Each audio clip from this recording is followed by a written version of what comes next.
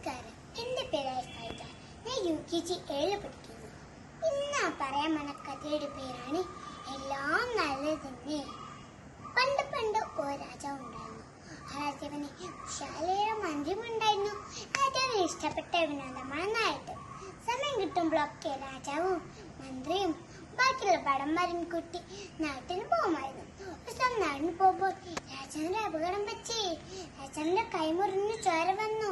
അത് കണ്ട് മന്ത്രി പറയുക, ആ നല്ലത് തന്നെ. ദേഷ്യമിച്ച് എന്റെ കൈമുറിഞ്ഞ് ചോരുമ്പോഴാണോ നല്ലത് തന്നെ പറയുന്ന ഭടന്മാരെയമ്മനെ കൊണ്ട് ജയിലടിക്കൂ. രാജാ ഭടന്മാർ ആജ്ഞാപിക്കും. അത് കേട്ട് മന്ത്രി പറയുക, അതും നല്ലത് തന്നെ. ഉടനെ തന്നെ രാജാവിന്റെ ഭടന്മാർ മന്ത്രിയും ജയിലടിച്ചു. രാജാവ് നാട് കയറുന്നു. പെട്ടെന്ന് രാജാവിന്റെ ഭടന്മാർ ചിതറിയോടി മറ്റൊരു മുകളിൽ കയറും. രാജാവ് പേടിച്ചു വരച്ച് ബോധം കിട്ടുന്നു. സിംഹം നല്ല മണത്ത് നോക്കി. ചോരമ്മ അരച്ച് സിംഹത്തിന് ഇഷ്ടമില്ലായിരുന്നു. സിംഹം രാജാവിനെ കഴിക്കാൻ നടന്നു പോയി.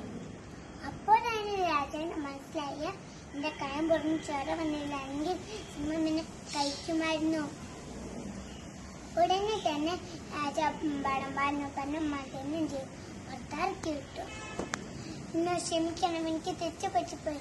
എന്റെ കൈയും പൊറിഞ്ഞ് ചോര വന്നില്ലായിരുന്നു സിംഹം എന്നെ വെട്ടി വിഴുങ്ങുമായിരുന്നു. രാജാവ് മന്ത്രിനോട് പറഞ്ഞു.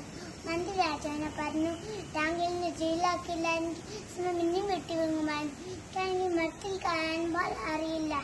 എല്ലാവരും കൂട്ടത്തോട്ടിട്ടു. രാജാവ് നല്ല സമ്മാനം കൊടുക്കുകയും ചെയ്തു.